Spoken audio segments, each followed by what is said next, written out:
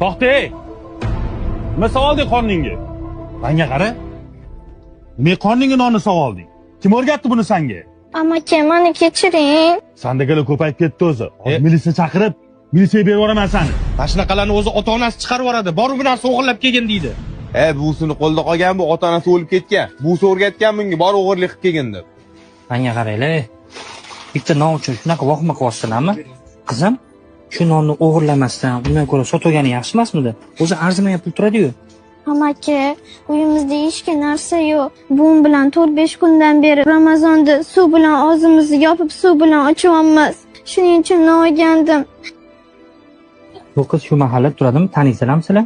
Aha, aka, bir magazin kirib turadi. Men dashi uygacha bilaman. Buni taniganimiz bilan nima qizig'i bor? Buni militsiyaga topshirib yuborish kerak. O'g'ri-ku. Ne unaqa deysiz, birodar?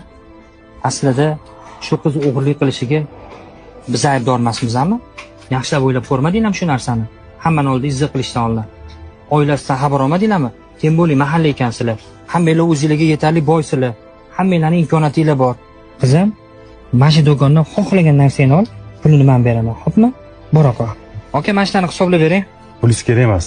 Qizim, uyingda nima kamchilik bo'lsa, do'kondan bemalol olib o'rgan narsa, xo'p? Meni kechirgan qizim.